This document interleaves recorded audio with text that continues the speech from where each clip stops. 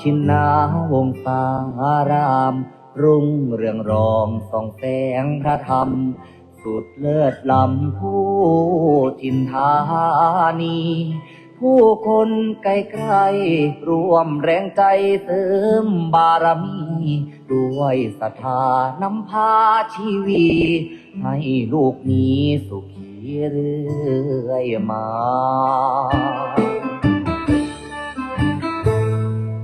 น้อมว่าองค์พระครูอภิรักษ์ชินวงศ์ท่านผู้คอยหนุนนำดำรงจิตจะลงพระศาสนาบุญบารมีชาติส่องสีปกป้องภาราสั่งสอนธรรมเหล่าปวงศรัทธา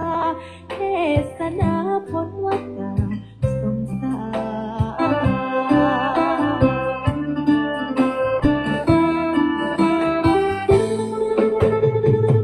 จอมราชัน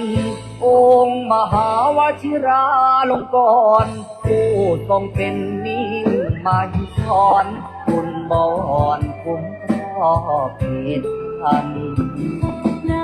วโรกาสราชาพิเศษกทะเลิงทวันจึงสร้างอารามงดงามตระการถวายองค์ท่านเป็นราชกุศล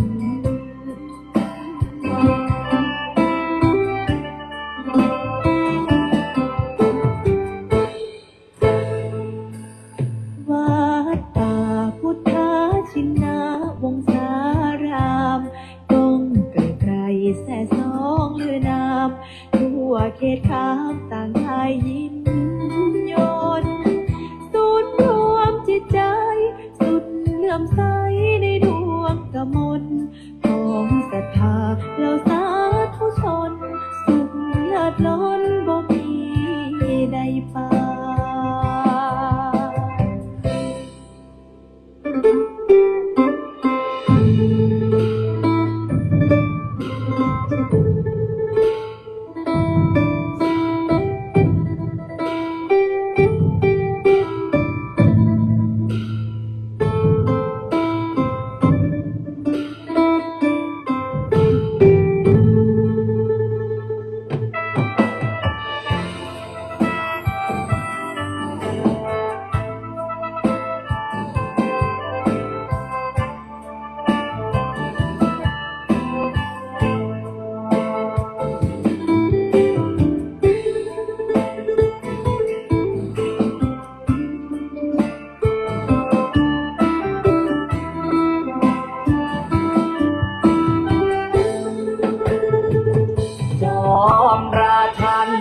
องค์มหาวชิราลงกรณ์ผู้ทรงเป็นมิ่งมาหิศรคุณบอ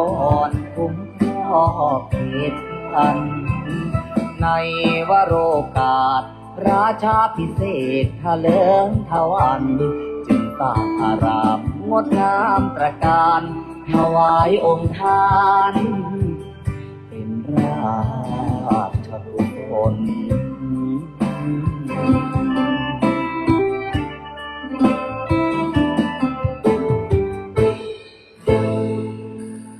ถึงการอันมงคลของชนสังวรขอวันพาประนดน้อมก่อนกราบวิงวอนอ้อนอธิษฐานพระบารมีรุ่งเรืองสีนั้นจงบันดาลสิ่งศักดิ์สิทธิ์ทั่วถิ่นสถานโปรดช่วยประทานลูกนั้นร่มเย็น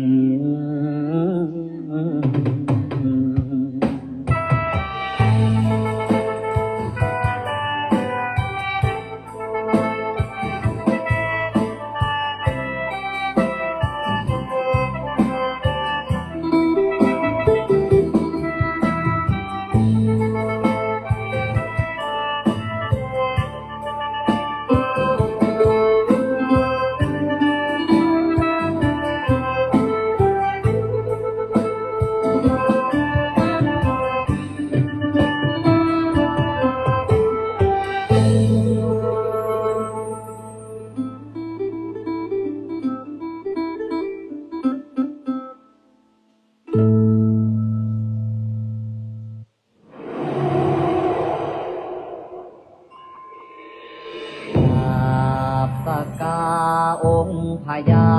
มุจรินน้อมยุนยินพระบารมีเกิดผ่องพันสิริชมโสพีทรงฤทธิ์ที่ทวีขจรเกียรติก้องไกรองค์ไทยนาคาพระบุญญาทรงบวรเปล่งแสงธรรมเลิศล้ำกามจรขอความนอบน้อมในพระรัตนตรัยอันมีคุณพระพุทธคุณพระธรรมคุณพระสงฆ์ขอถวายความอาลัยในหลวงพ่อเจ้าประคุณสมเด็จพระพุทธชินวงศ์องค์อดีตเจ้าวาดวัดพิชัยญาติขอความสุขความสวัสดีจงบังเกิดมีแก่ญาติโยมญาติธรรมลูกหลานมนมหาจักรพรรดิทุกท่านทุกคนที่ได้มาพร้อมจิตตั้งใจมาสวดมนต์ทุกค่ำคืนก่อนนอนในค่ำคืนของวันนี้เป็นค่ำคืนที่ 1998 ตรงกับวันอาทิตย์วันที่ 8 มีนาคม 2569 ในค่ำคืน 1 ทุ่มเราท่านทั้งหลายได้มาพร้อมจิตตั้งใจมาสวดมนต์กันก่อนนอนในรอบที่ 6 กับการสวดมนต์บทมหาจักรพรรดิทั้ง 6 รอบของวัดป่าพุทธชินวงศารามในค่ำคืนของวันนี้ก็ขออนุโมทนาบุญกับญาติโยม ทุกท่านทุกคนที่ได้เดินทางมายังวัดป่าพุทธชินวงศ์ทั้งภาคเช้าภาคบ่ายภาคเย็นมา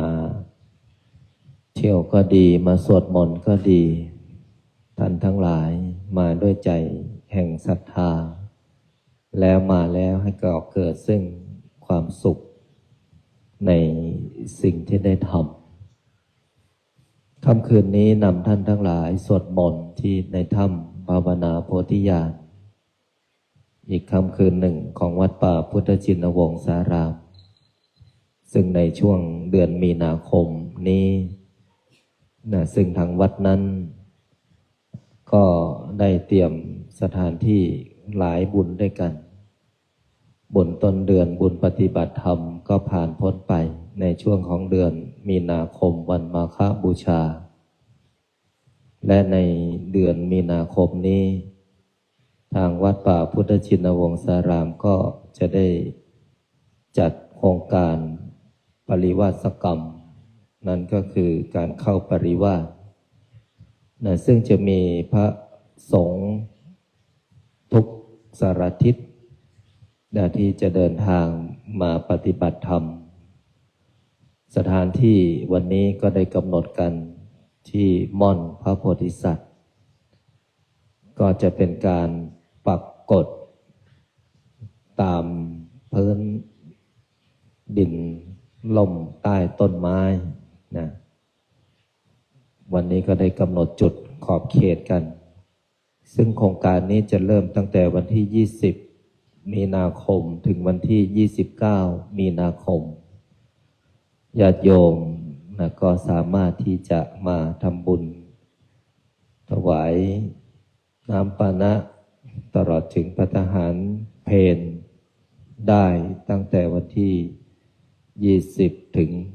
29มีนาคมก็เป็นครั้งแรก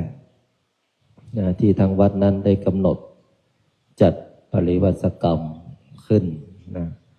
เพื่อให้พระภิกษุในแต่ละทิศทั้ง4ทิศทิศเหนือทิศใต้ทิศตะวันออกทิศตะวันตกได้มาปฏิบัติธรรมที่นี่จะเห็นได้ว่าวัดของเรานั้นมีการปฏิบัติทั้งโยคีโยคินีแล้วก็พระสงฆ์อีกทั้งในช่วงของเดือนเมษายนในช่วงวันที่1ถึงวันที่ ก็จะมีการบรรพชาอุปสมบทสามเณรภาคฤดูร้อนรุ่นที่ 4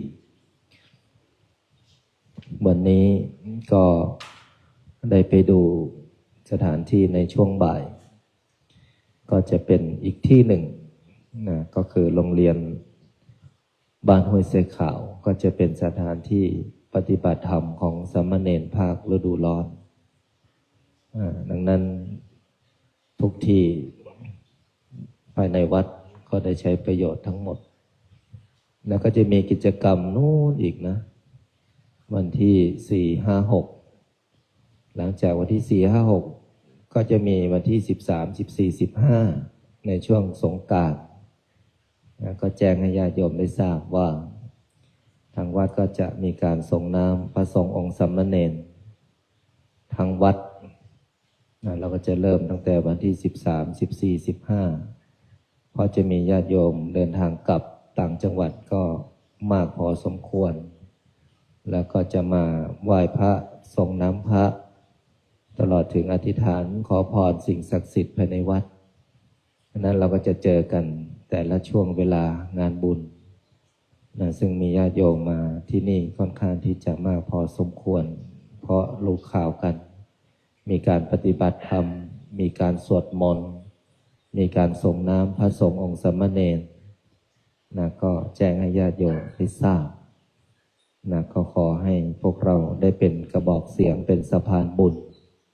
ในการที่จะเชิญชวนกัลยาณมิตรกัลยาณธรรมมาร่วมบุญกันนะเอาละต่อจากนี้ขอให้พวกเราท่านทั้งหลายได้พร้อมจิตตั้งใจสวดมนต์ในค่ำคืนของวันนี้โดยพร้อมเพรียงกันพุทธังชีวิตังเมปุเชมิธัมมังชีวิตังเม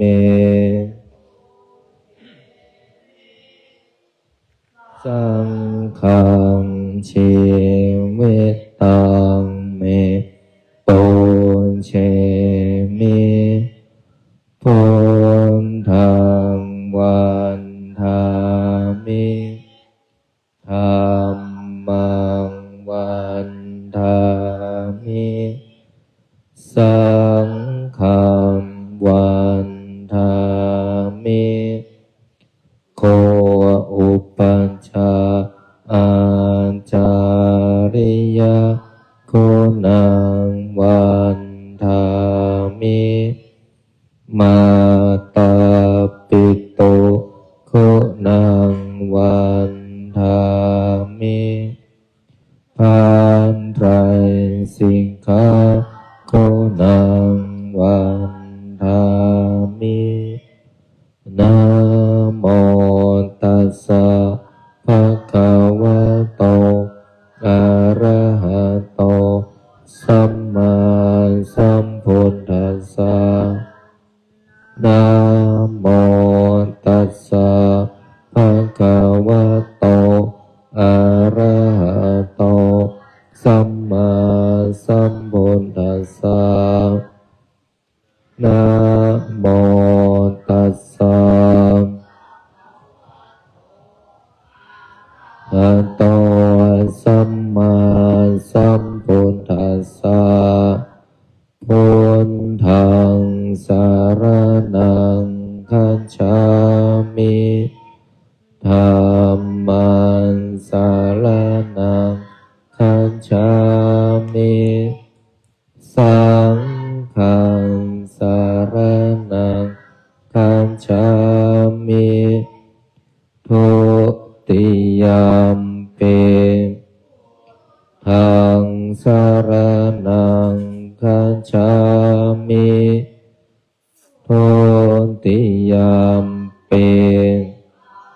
มังสารนังคัจฉามิทุติย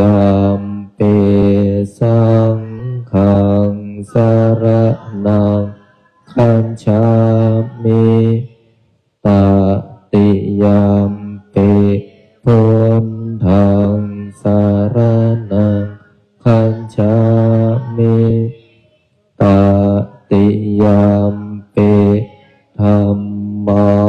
สาร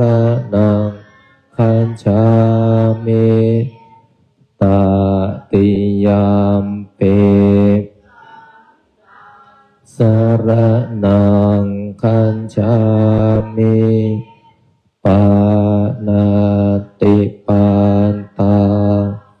เวรมณีสิกขา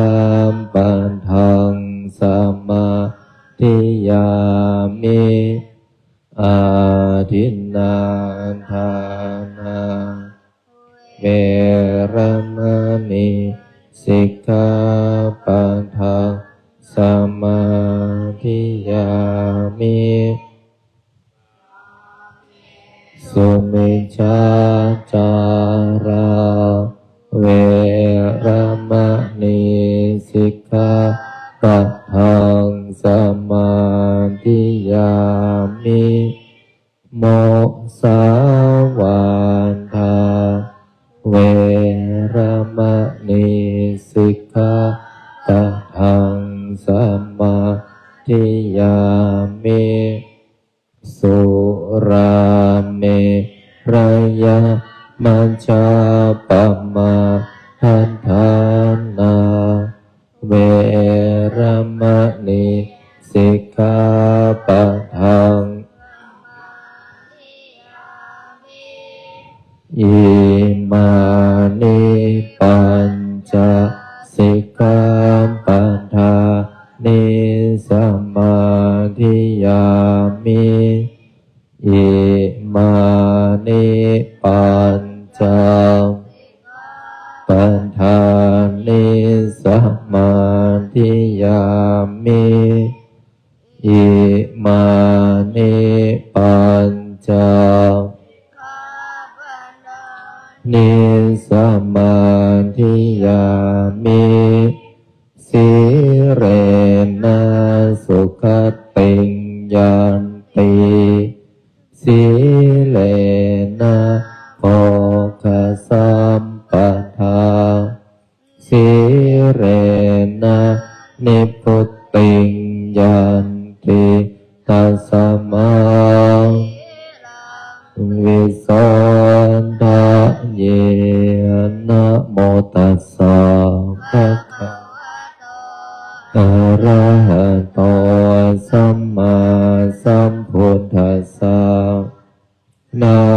โมตัสสะภะคะวะโตอะระหะโตสัมมา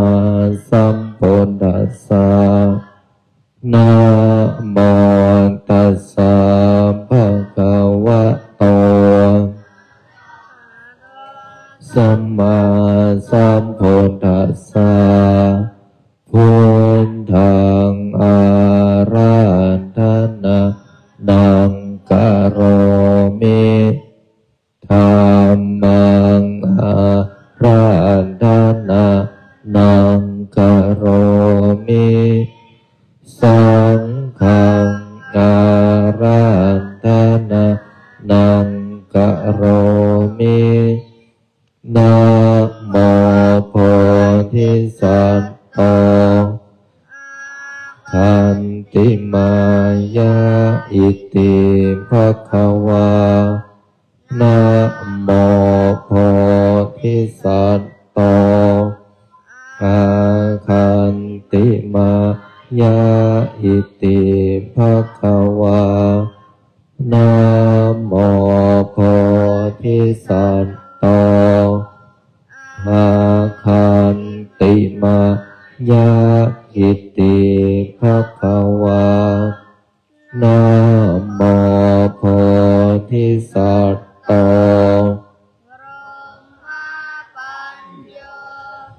นะโมโพธิสัตว์โตพรหมปัญโยนะโมโพ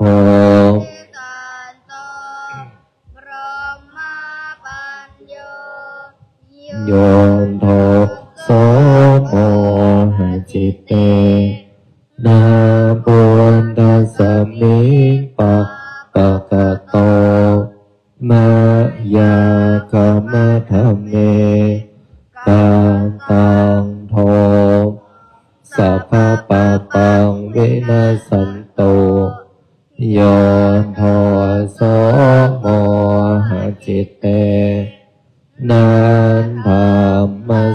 มิงปะปะกะโตมายา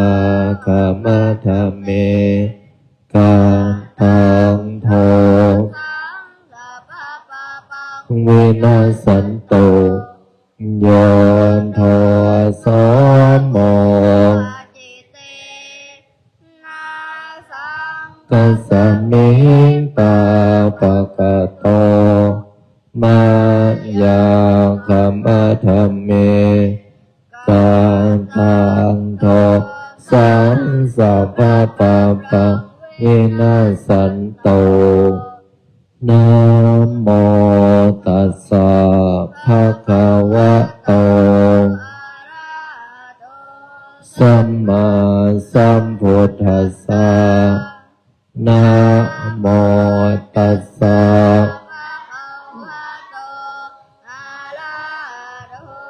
สัมมาสัมพุทธัสสะนะโมตัสสะอะระหะโตสัมมาสัมพุทธัสสะนะโมพุทธายะพระพุทธไตรรัตนญาณมานีโนภาลันสิสหัสสะสุธรรมาพุทโธธรรมโมสังโฆยะถาพุทโมนาพุทธบูชาธรรมบูชาสังฆบูชาอาคิทานังวารังคันทังสิวาริจมหาเถลังอาหังวันทามิทุระโตอาหังวันทามิธาตุโยอาหังวันทามิสัพพะโตพุทธานธรรมสังฆปุญเชมินะโมพุทธายะพระพุทธไตรรัตนญาณมานีโนภารันสิสหัสสะสุธรรมาพุทโธธรรมโมสังโฆยะถาพุทโมนาพุทธบูชาธรรมบูชาสังฆบูชาอาคิทานังวารังคันทังสิวาริจมหาเถลังอาหังวันทามิทุระโตอาหังวันทามิธาตุโยอาหังวันทามิสัพพะโตพุทธานธรรมสังฆปุญเชมินะโมพุทธายะพระพุทธไตรรัตนญาณมานีโนภาลันสิสหัสสะสุธรรมาพุทโธธรรมโมสังโฆยะถาพุทโมนาพุทธบูชาธรรมบูชาสังฆบูชาอาคิทานังวารังคันทังสิวาริจมหาเถลังอาหังวันทามิทุระโตอาหังวันทามิธาตุโยอาหังวันทามิสัพพะโส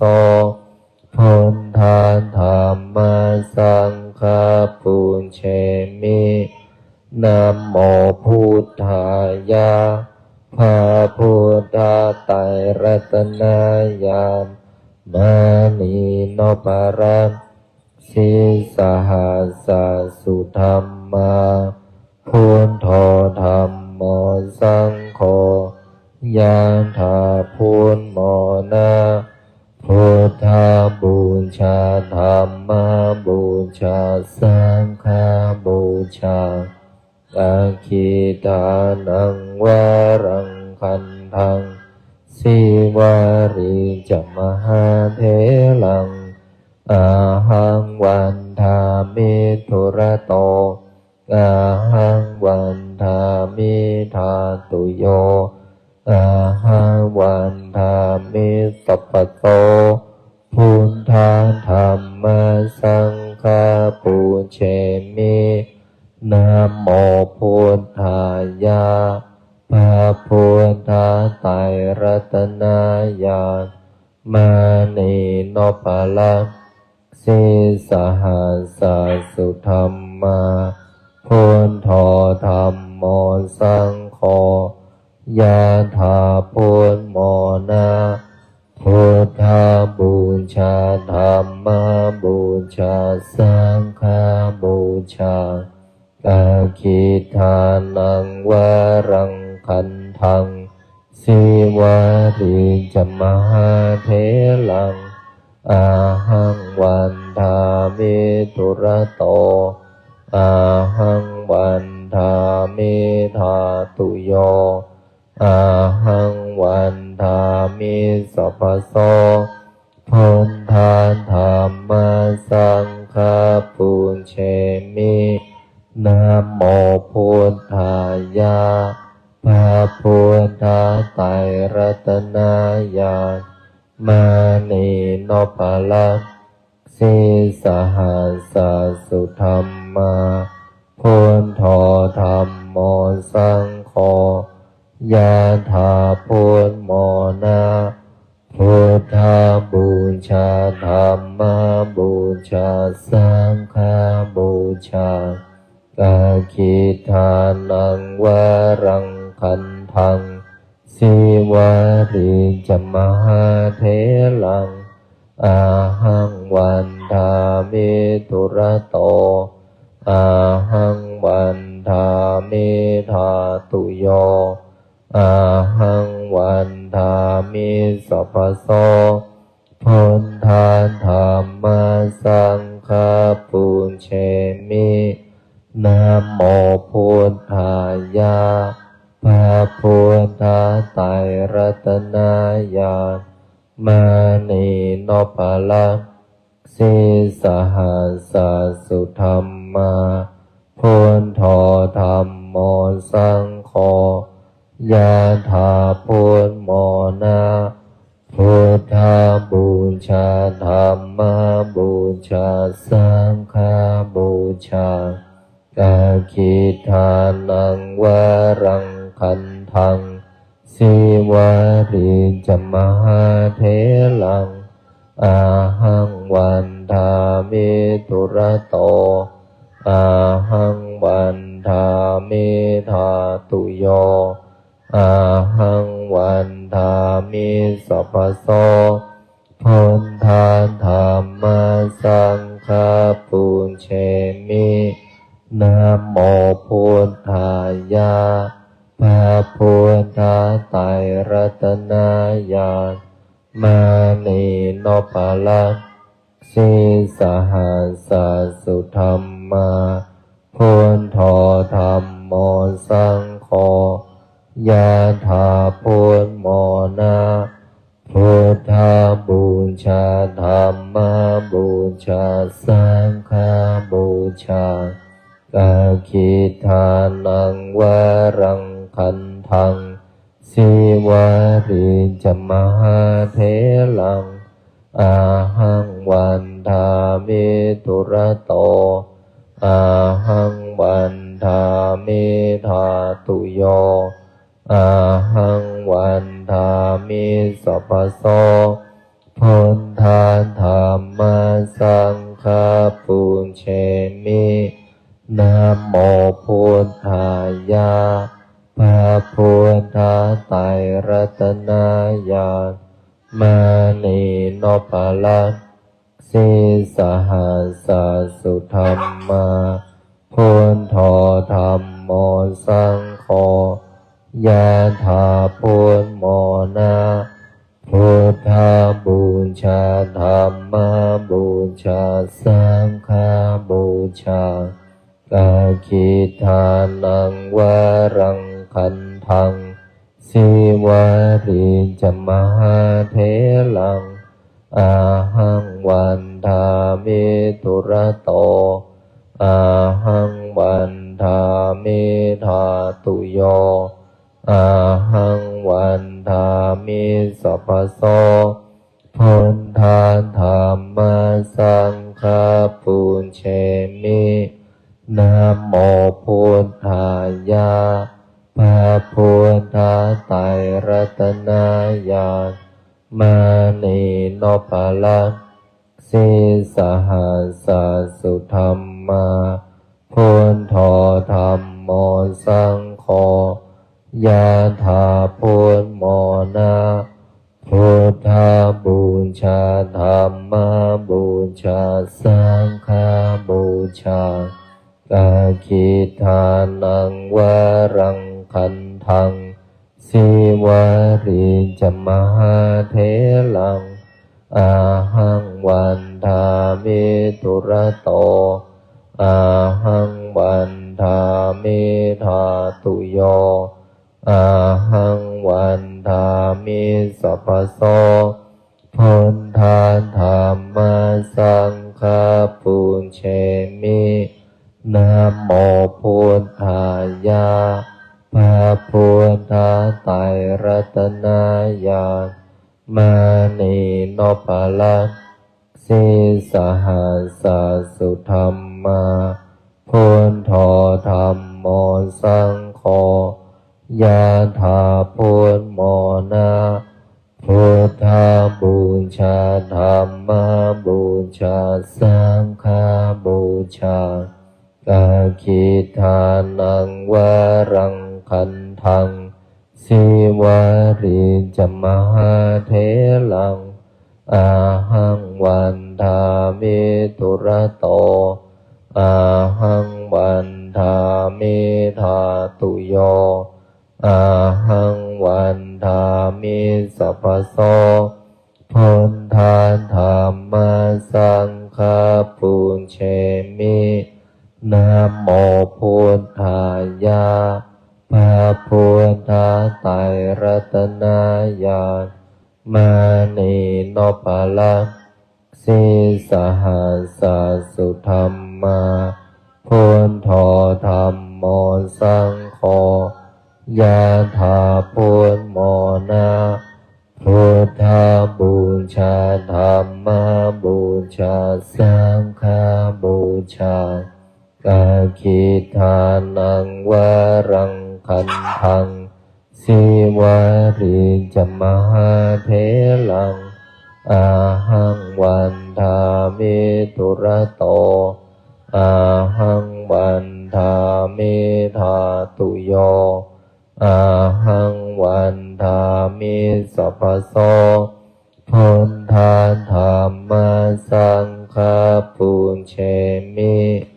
นะโมพุทธายะพระพุทธไตรรัตนญาณมานีโนปะละสิสหัสสะสุธรรมาพุทโธธรรมโมสังโฆยะถาพุทโมนะพุทธบูชาธรรมบูชาสังฆบูชากาคิทานังวรังคันทังสิวาริจมหาเถลังอาหังวันทามิตุระโตอาหังวันทามิธาตุโยอาหังวันทามิสัพพโสพุทธาธรรมสังฆปุญเชมิ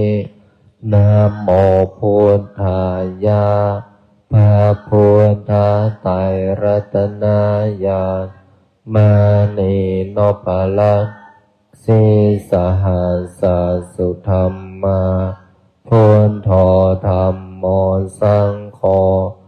ยะถาพุทโมนะพุทธบูชาธรรม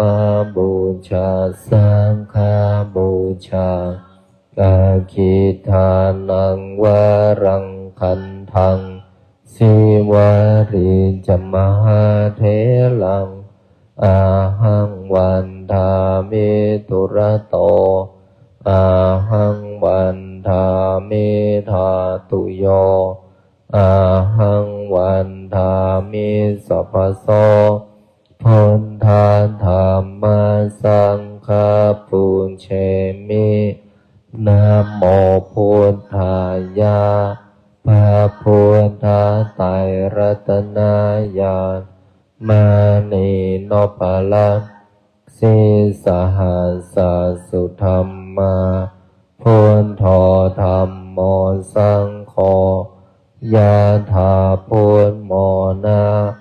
พุทธาบูชาธัมมาบูชาสังฆาบูชา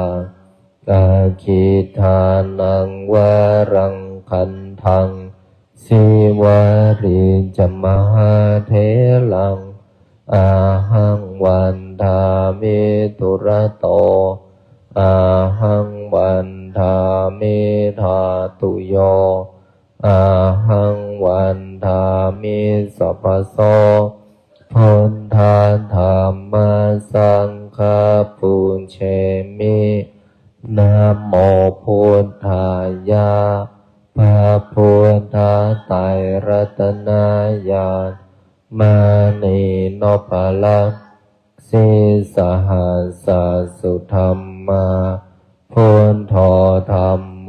สังโฆยะถาพุทโมนะพุทธาบูชาธัมมาบูชาสังฆาบูชากาคิทานังวารังคันทังสิวาริจมหาเถลังอาหังวันทามิตุระโตอาหังวันทามิธาตุโยอาหังวันทามิสัพพโสพุทธาธัมมาสังฆาปุญเชมินะโมพุทธายะพระพุทธไตรรัตนญาณมานีโนปะละสิสหัสสสุธรรมาพุทโธธัมโมสังโฆยะถาพุทโมนะพุทธาบูชาธัมมาบูชาสังฆาบูชากาคิทานังวารังคันทังสิวาริจมหาเถลังอาหังวันทามิตุระโตอาหังวันทามิธาตุโยอาหังวันทามิสัพพโสพุทธาธัมมาสังฆาปุญเชมิ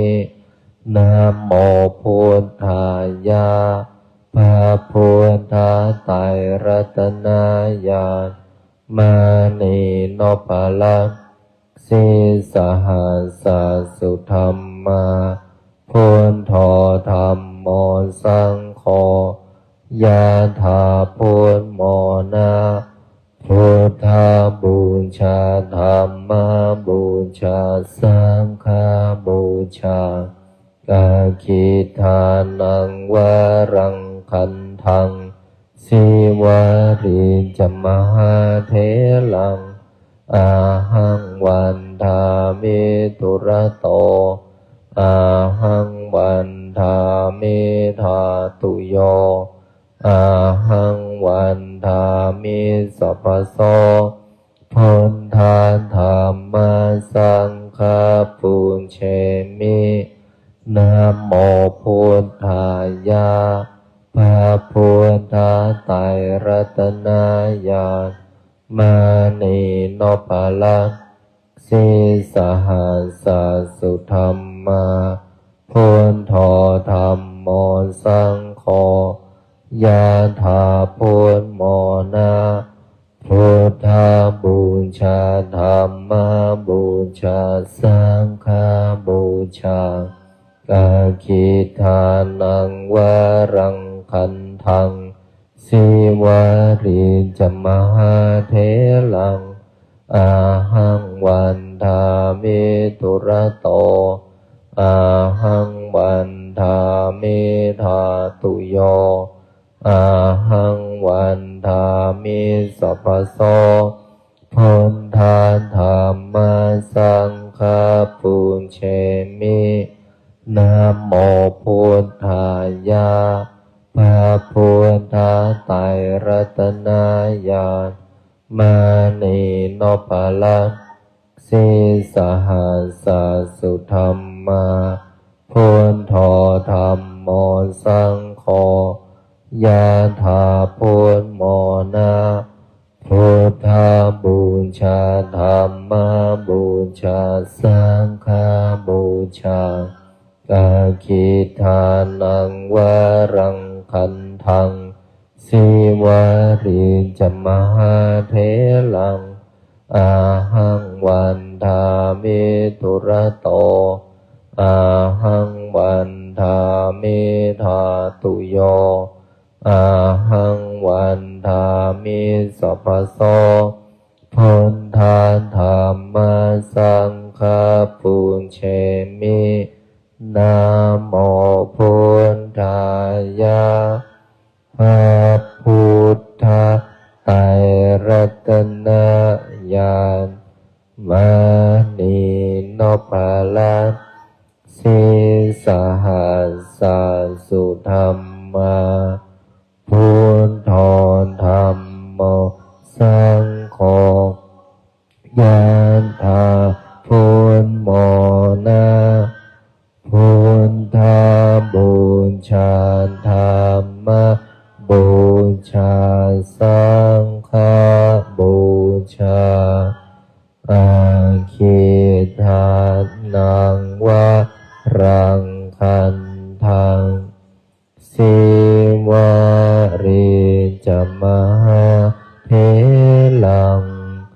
อาหังวันทามิทุระโตอาหังวันทามิธาตุโยอาหังวันทามิ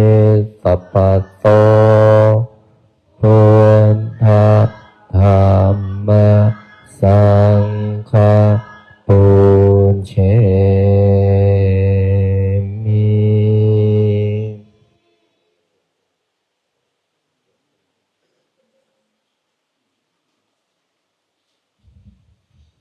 ขอพอสมควรแก่เวลา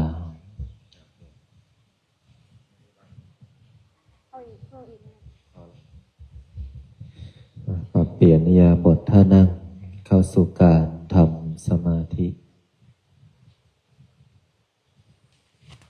ตั้งตัวให้ตรงดำรงคงสติอยู่ที่ลมหายใจ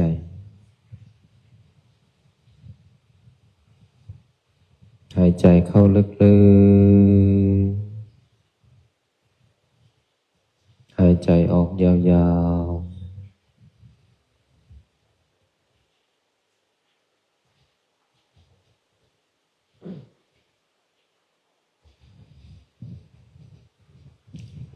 มีสติอยู่ที่ลมหายใจหายใจเข้าพุทหายใจออกโท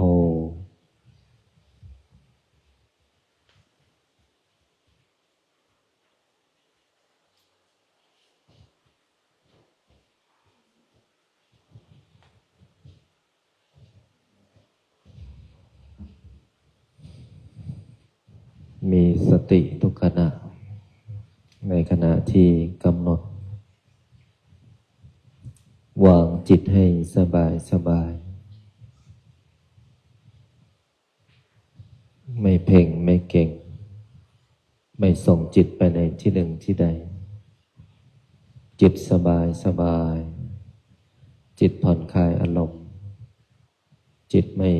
วิตกกังวลตัดอารมณ์ที่มีความกังวลกวายจิตใจว้าวุ่นสับสน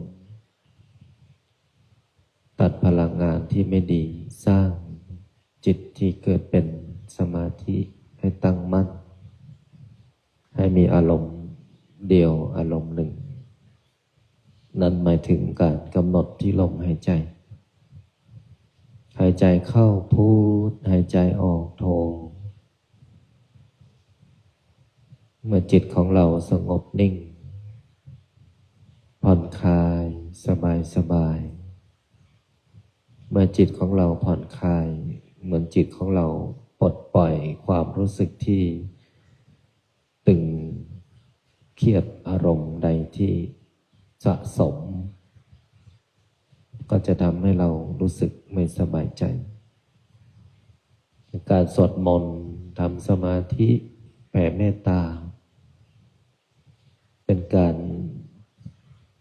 วางอารมณ์ล้างอารมณ์ชำระจิตใจของเราให้เบิกบานแจ่มใสล่าเริงอาถรรพ์อยู่ตลอดเวลาการดำรงชีวิตในแต่ละวันในแต่ละคืนช่วงเวลาทุกขณะชีวิตทุกขณะอารมณ์หายใจถ้าเราใช้ให้เป็นประโยชน์มันก็มีประโยชน์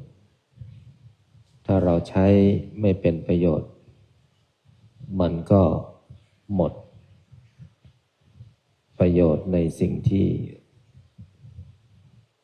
เราใช้ชีวิตในแต่ละวันโดยที่ไม่เกิดประโยชน์ในหลักดำเนินการชีวิตหลักธรรมในทางพระพุทธศาสนาไม่ว่าตั้งแต่องค์พระบรมศาสดาพระสัมมาสัมพุทธเจ้าได้ทรงวางหลักธรรมในแนวการวิธีการของการดำรงชีวิตตั้งแต่ความเป็นกษัตริย์ความเป็นปุถุชนคนธรรมดาก็สามารถนำไปใช้ได้ซึ่งองค์พระบรมศาสดาพระสัมมาสัมพุทธเจ้าได้ให้หลักธรรมไว้ในการใช้ชีวิตนำมาซึ่งประโยชน์สุขของตนเองและก็ส่วนรวมไม่ว่าจะเป็นการให้เสียสละทรัพย์สิ่งของช่วยเหลือบุคคลที่ทุกข์ยากตลอดถึงชีวิตสรรพสัตว์เมื่อเรามีจิตใจที่เมตตาพฤติกรรมของเราก็ต้องดีที่เรียกว่าการประพฤติดีปฏิบัติชอบความประพฤติดีก็ต่อเมื่อกายวาจาใจของเราดีเช่นการที่พวกเราสวดมนต์ถ้ากายเราไม่อยากทำวาจาไม่อยากสวดไม่มีใจที่อยากจะสวดทั้งกายวาจาใจของเราก็ไปในทางที่ไม่ดีแต่ในทางกลับกันพวกเราได้สวดมนต์ทุกคืนสวดไปด้วยกันทั้ง6 เวลานั่นหมายถึงว่าเราท่านทั้งหลายอยู่ในความประพฤติที่ดีทั้งกายวาจาใจความเสียสละ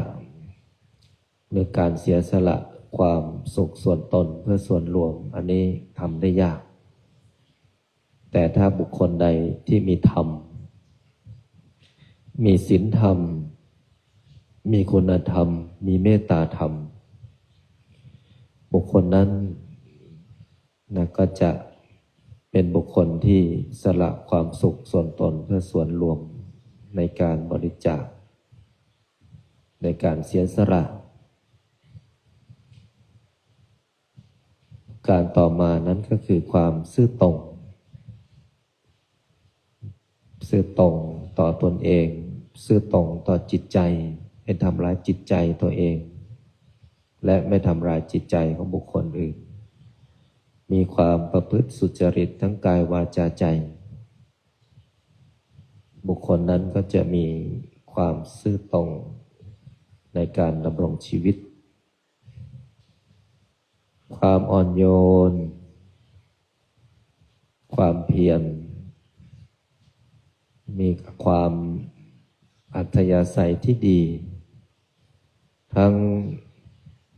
การกระทำและคำพูดมีความสุภาพอ่อนโยนไม่หยาบคายมีความไม่โกรธไม่เบียดเบียนเมื่อมีแรงมากระทบคำว่าแรงกระทบคือความรู้สึกไม่ดีต่อจิตใจก็ต้องตั้งสติในการรับฟังพิจารณาในสิ่งนั้นเมื่อเราไม่ชอบใจเราก็อย่าไปเบียดเบียนทั้งสัตว์และมนุษย์ก็วางจิตให้เป็นกลางวางใจให้สงบนิ่งทุกอย่างที่กล่าวมาก็คือเราต้องมีความอดทนด้วยความอดทนเป็นสิ่งสำคัญในการที่ดำรงชีวิตให้ผ่านไปแต่ละวันเพราะชีวิตของพวกเราเมื่อตื่นมาเนี่ยเรื่องราวต่างๆที่คิดจะทำที่กำลังทำนะทุกสิ่งก็เกิดจากความอดทนนำไปสู่ความสำเร็จในสิ่งที่คิดและทำเมื่อเรามีความอดทนต้องมีความหนักแน่นด้วยนะความหนักแน่นนี่แหละคือความที่จิตใจของเรามีความเที่ยงธรรมดังนั้นคนที่มีธรรมะในการประพฤติปฏิบัติถ้าดำรงตามหลักธรรมคำสอนของพระพุทธเจ้าแม้กระทั่งพระราชาพระบาทสมเด็จพระเจ้าอยู่หัวในรัชกาลที่ 9มาจนถึงพระบาทสมเด็จพระวชิรเกล้าเจ้าอยู่หัวพระองค์ก็ทรงธรรมหมายถึงการประพฤติปฏิบัตินำหลักธรรมของพระพุทธเจ้ามาปฏิบัติดังนั้นพวกเราท่านทั้งหลายทุกคนที่มาสวดมนต์ที่วัดก็ดีที่บ้านก็ดี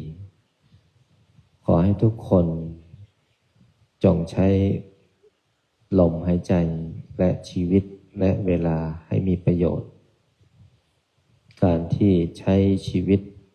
ทุกลมหายใจทุกเวลาแต่ละวันคืนให้มีประโยชน์นั้นหมายถึงว่าเราทุกคนใช้ความเป็นมนุษย์สมบูรณ์ในการเกิดมาเป็นคนเพราะพวกเรามีความเสื่อมทั้งร่างกายทุกคนต้องมีความแก่ความเจ็บสุดท้ายก็คือความพัดพรากไม่มีใครหนีรอดได้สักคนแต่ถ้าพวกเราดำรงชีวิตเวลาโอกาสลมหายใจให้มีประโยชน์เราก็จะไม่เสียดายชีวิตนี้ที่กำลังเข้าไปสู่ความแก่ชราสุดท้ายก็ลาลับจากโลกนี้ไปในที่สุดก็ขอให้พวกเราทุกคนทุกท่านที่ได้สวดมนต์ทำสมาธิแผ่เมตตามีจิตใจที่เสียสละโดยการให้ความประพฤติดีความเสียสละสุขส่วนตนเพื่อส่วนรวมความซื่อตรงความอ่อนโยนความเพียรความไม่โกรธความไม่เบียดเบียนความอดทนและมีจิตใจเที่ยงธรรมหนักแน่นและให้มีความสุขในการ ใช้ชีวิตในแต่ละวันคืนเป็นสิ่งสำคัญต่อจิตใจให้พวกเราจงตั้งจิตอธิษฐานอยู่กับลมหายใจพุทโธพุทโธ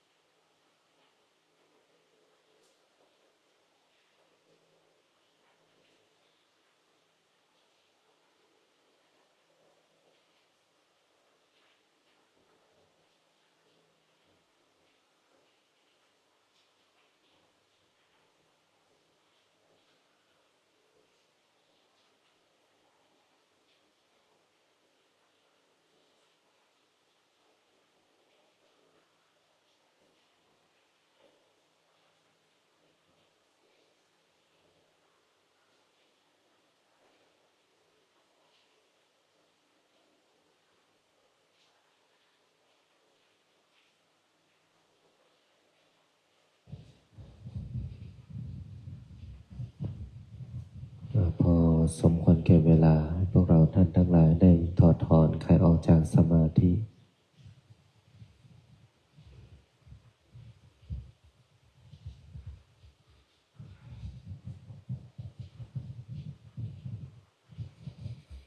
ตั้งใจแผ่เมตตากวดน้ำบทพลิกชีวิตตั้งนะโมพร้อมกัน3 จบนะโมตัสสะภะคะวะโตอะระหะโตสัมมาสัมพุทธัสสะนะโมตัสสะภะคะวะโตอะระหะโตสัมมาสัมพุทธัสสะนะโมตัสสะภะคะวะโต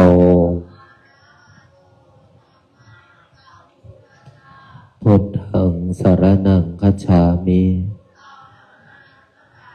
พระพุทธเจ้าเป็นที่พึ่งเป็นสรณะ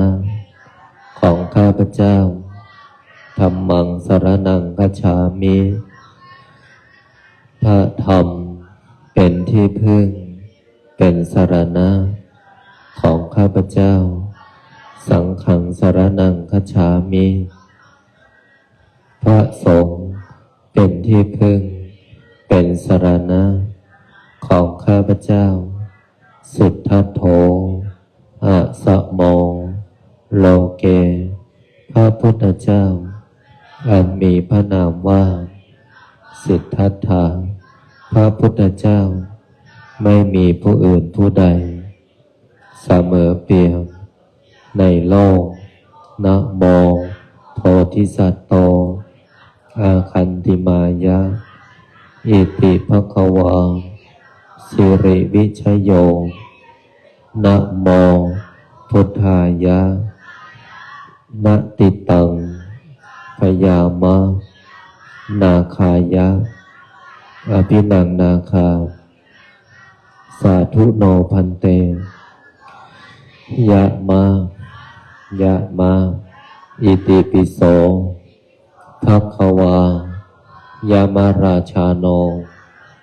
ท้าวเวสสุวรรณโนมะระนังสุขังอะหังสุขโตนะโมพุทธายะอิมินากตปุญเยนะด้วยอำนาจบุญกุศลที่เกิดจากการให้ทานรักษาศีลปฏิบัติธรรมสวดมนต์บทมหาจักรพรรดิ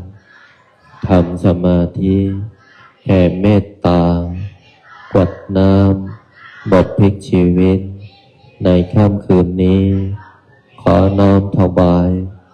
เป็นพุทธบูชาธรรมบูชาสังฆบูชาและขอน้อมถวายแด่ครูบาอาจารย์อันมีหลวงปู่ทวด สมเด็จพระพุทธาจารย์โตพรหมรังสีครูบาเจ้าศรีวิชัยนักบุญแห่งล้านนาหลวงปู่ดูเจ้าของหม่นมหาจักรพรรดิหลวงพ่อเกษมหลวงพ่อคูณหลวงพ่อเจ้าประคุณสมเด็จพระพุทธชินวงศ์สมศักดิ์อุปสมา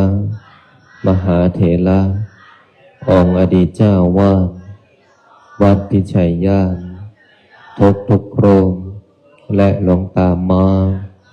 เป็นที่สุดและขออุทิศน้อมถวาย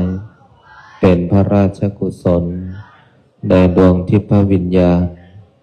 ของอดีตบุรพมหากษัตริย์ไทยทุกพระองค์ทุกสมัยและขอน้อมถวายเป็นพระราชกุศลแด่พระบาทสมเด็จพระวชิรเกล้าเจ้าอยู่หัวพระบรมวงศานุวงศ์ทุกพระองค์และขออุทิศแด่ดวงวิญญาณของสมเด็จเจ้าพระยาบรมมหาพิชัยญาณท่านบุญนาคผู้สร้างวัดพิชัยญาณขอส่วนผลบุญนี้จงสำเร็จแก่บิดามารดาอันมีชื่อว่าขอให้บิดามารดาของข้าพเจ้าจงมีแต่ความสุขขอส่วนผลบุญนี้จงสำเร็จแก่ครูอุปัชฌาย์อาจารย์ญาติพี่น้องทั้งหลายเจ้ากรรมนายเวรทั้งหลายเจ้าที่เจ้าทางเจ้าที่ที่บ้านเจ้าที่ที่ทำงานเจ้าที่ที่วัดพิชัยญาณเจ้าที่ที่วัดป่าพุทธชินวงศารามเทวดาประจำกายของข้าพเจ้าเทวดา16 ชั้นฟ้า15 ชั้นดิน14 ใต้บาดาลเปรตทั้งหลายสรรพสัตว์ทั้งหลายมากมายไม่มีประมาณทั้ง31 ภูมิพระแม่ธรณีพระแม่คงคาแม่พระเพิงแม่พระพายแม่พระโพธิ์ศพท้าวจตุโลกบาลทั้งสี่ท้าววิรูปังท้าววิรุฬหงส์ท้าวทัตตรสท้าวเวสสุวรรณผู้เป็นใหญ่ในทิศทั้งสี่พระสยามเทวาธิราชเจ้าเหล่าพญาครุฑทั้งหลายเหล่าพญานาคทั้งหลายทั้งสี่ตระกูลนาคาธิบดีทั้ง9 พระองค์สัตตนาคราชพญามุจรินวิรูปักโขนาคาธิบดีองค์ญาณุปเกณฑ์นาคินีการนาคราชวาสุกีนาคราชเหล่าพญานาคทั้งหลายเอาพญางูทั้งหลายองค์พญางูเผือกพญาธุมสิขีนาคราชพญานาคกวาดพะเยาพระแม่โสมาศรีวิกานาคเทวีพญาสุบรรณนาคราชขอท่านทั้งหลายจงขึ้นมา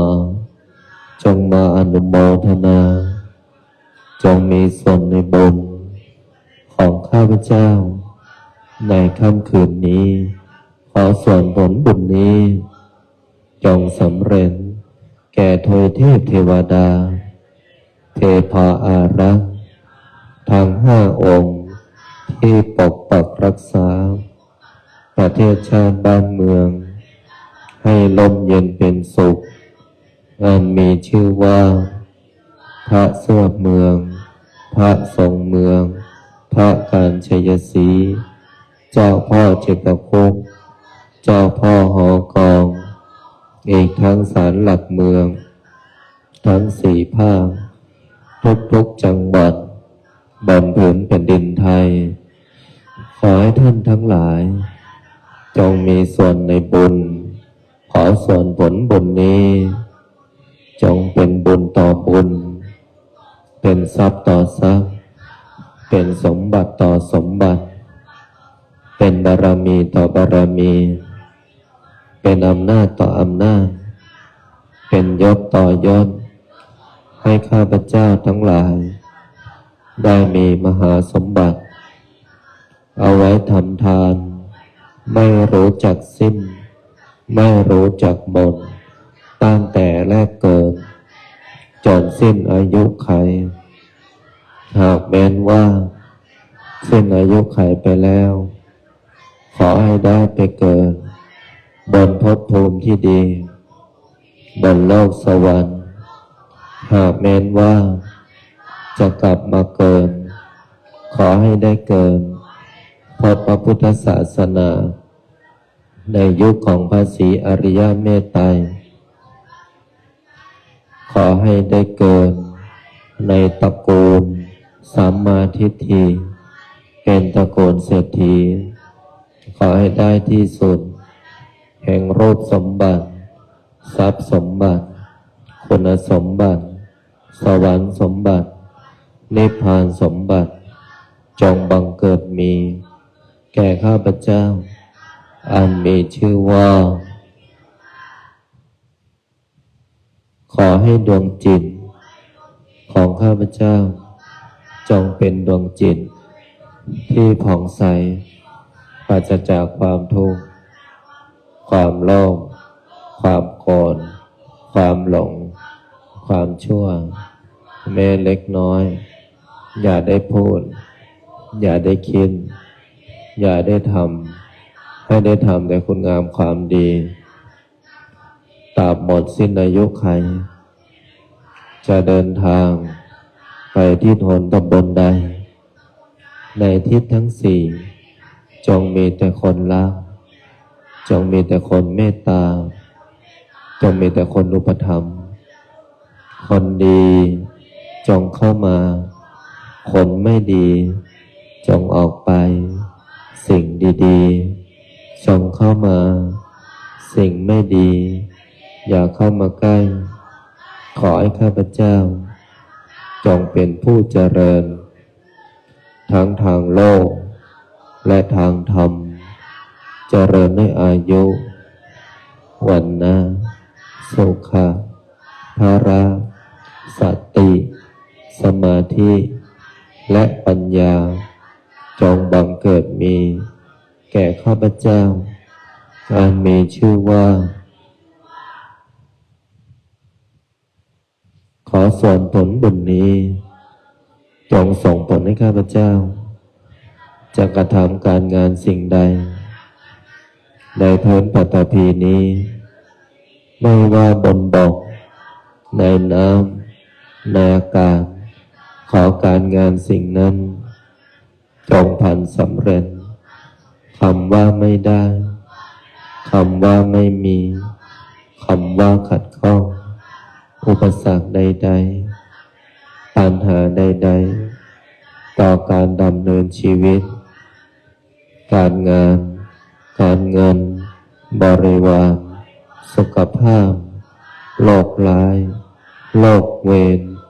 โรคกรรมที่รักษาไม่หายจงมาลายหายสูญจากตัวของข้าพเจ้าขอให้คำอธิษฐานจิตกรวดน้ำบทพลิกชีวิตในค่ำคืนนี้จงมีฤทธิ์มีเดชมีอานุภาพทันตาเห็นและจงเป็นอธิฐานบารมีติดตัวตามข้าพเจ้าไปทุกภพทุกชาติตราบกระทั่งเข้าสู่พระนิพพานนิพพานะ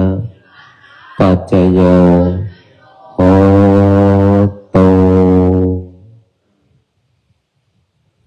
ใจกดน้ำในบทอิมินาเป็นภาษาบาลี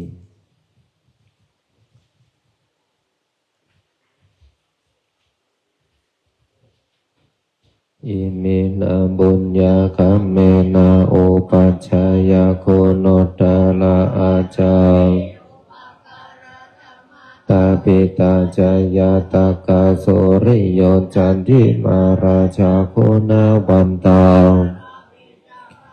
มาราชาอินทาจารโรกัปปาราชาเทวตายโมมาชาตาเวริกาปิจาสัพเพสัตตาตานิเมโสขันจเทวิทันเทนโตเกปังปะเปทาวมาตังอิมินาบุญญาโพธิเสนาจาคิปะหังสุราเพเจวะตานุปาทานายิสันตาเนหินาธรรมายาวานิพานาโตมามานาสันโตชาโตภาเวโอโชจิตตังสติปัญญาพระพันโตโนกาสังกาตุนจาปิริเยโสเมพุทธาธิปาโทวาโลตามโมนาโทปัญเจกาพุทโธเตโสตามานุภาเวนะมาโรโตมาสัมเพพุทธสัมเพธัมมาสัมเพสังฆาภาราปันตาปันนันจะยังภารังอรหันต์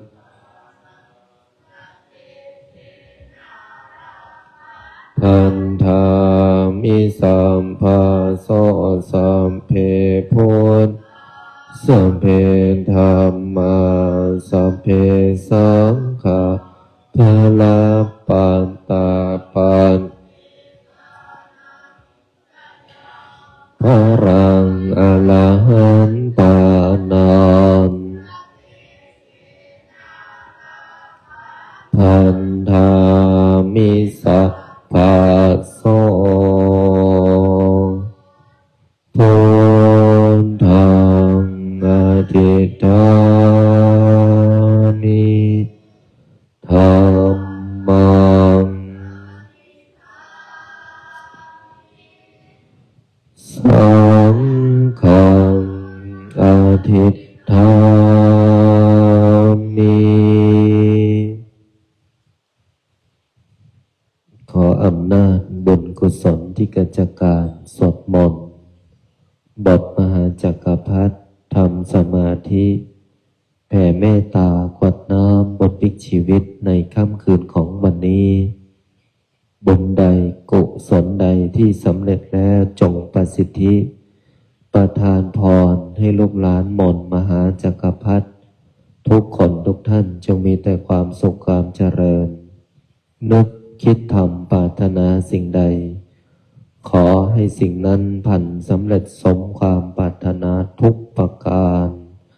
อีกทั้งขอให้ทุกคนอย่าอดอย่าอยากอย่ายากอย่าจนให้มั่งมีร่ำรวยเงินทองมีสุขภาพร่างกายที่แข็งแรงมีอายุขัยที่ยืนยาวถึง100 ปีทุกท่านทุกคนเถิด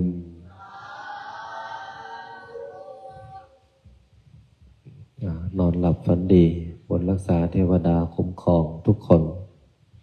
พบกันใหม่วันพรุ่งนี้1 ทุ่มในการมาสวดมนต์พร้อมกันค่ำคืนนี้ขออนุโมทนากราบลาพระรัตนตรัยในพร้อมเพียงกันอะระหังสัมมาสัมพุทโธภะคะวาพุทธังภะคะวันตังอภิวาเทมิสวา